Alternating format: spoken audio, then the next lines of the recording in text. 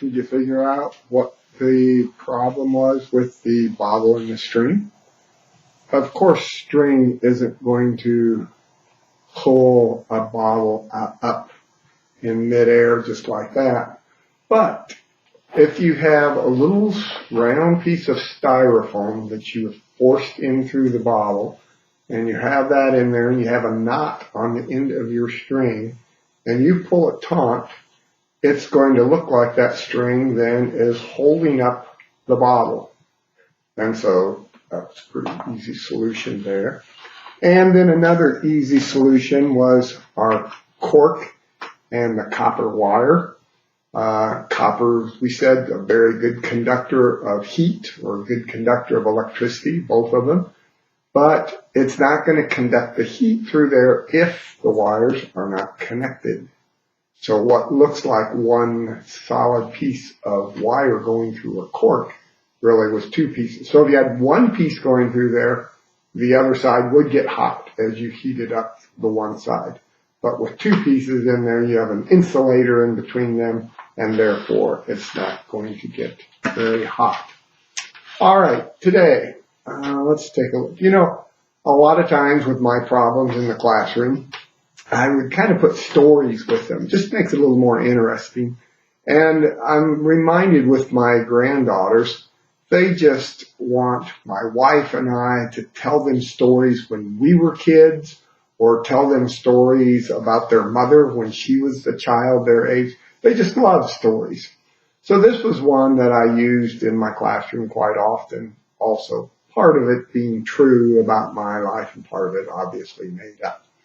So we had this rule, this is the true part, we had this rule when I was growing up that you couldn't eat or drink anything unless you were in the kitchen. No other place in the house were you allowed to eat or drink anything unless it was a real special occasion or something like that with company. But that was the rule. And so I was in my bedroom one day and I had a cup of water and of course just drinking a cup of water. And we had these wooden floors, and when someone came down the hallway, you could hear the floor creak.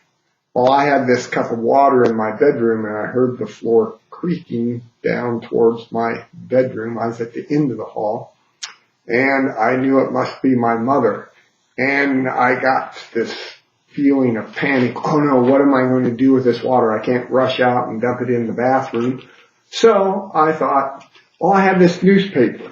Now, most of you, younger ones, really don't know much about newspapers because print newspapers really aren't around much anymore. But they were back then. That's how you got your news. You read the newspaper every day. And of course, I always enjoyed the sports section was my part that I like to read. So I quickly grabbed that newspaper and I said, oh, let me just pour this water into the newspaper like that. And there you go. There, got rid of the water. Now, you kind of thought maybe, remember that one that we did with the granddaughters the other day with the cup of water? If I put some of that chemical in there and that would just simply gel up, I'd be all right. So my mom comes in. She says, Stephen, you know, when they're serious, they always use your name, Stephen.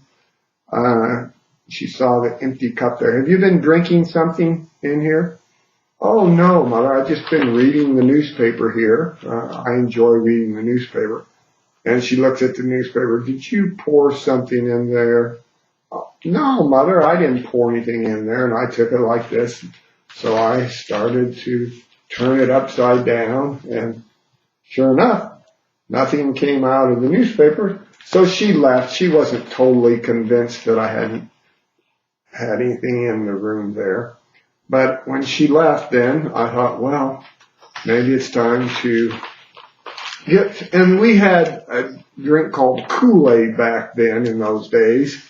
And so you could drink Kool-Aid. Now, I really enjoyed cherry Kool-Aid. And so that's what I had was cherry Kool-Aid. Now you're wondering how I did that. Well, again, I'll leave that problem for you to think about. And then tomorrow will answer that problem or that question. Okay, another problem. This is one that I always gave my students. When we were doing measurement, learning how to use the ruler, we would teach them, pretty much in science, you're going to use the metric side of it, but you live in the United States, so you have to teach them the inches side of it also. But took a ruler and I'd have them measure different objects and things like that. And then we'd also have a lesson on, well, what would be the appropriate instrument you'd use to measure something. Obviously, you're not going to use a little ruler to measure a distance that's something a mile or two long. You know how many rulers end to end that would be if it's a mile or two long. So they learned that. So then I gave them a problem of, you only have your little 12-inch ruler. You can use the inch side or the metric side. And I want you to use that ruler and measure the thickness of one sheet of notebook paper. Just that thickness there of one sheet of notebook paper.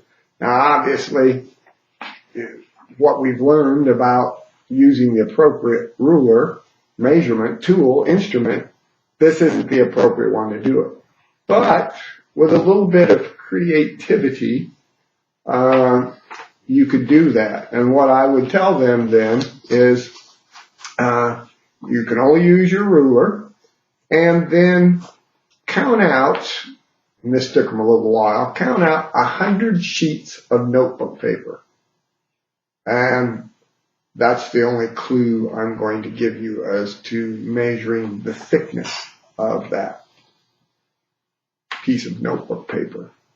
Then I expanded on the problem, and after you figure out, the thickness of the piece of paper, then I want you to take that piece of paper much larger than just a piece of notebook paper, and actually you just kind of have to imagine this, because you really can't do it. You cannot get a big enough piece of paper to solve this next problem. So you have to do it in your imagination, and you have to do it mathematically. And so that's the problem I'll give you. Take this big piece of paper and in your mind, fold it in half. And then fold it in half again. And then fold it in half again. You're going to keep folding it in half 50 times. All right? And so then I want you to tell me, now, several things you can't do it. We don't have a large enough piece of paper, and it gets so thick that you're not able to fold the thickness like that. So find out how thick it would be if you folded a sheet of paper 50 times. All right? So those are your two problems for tomorrow. Thank you.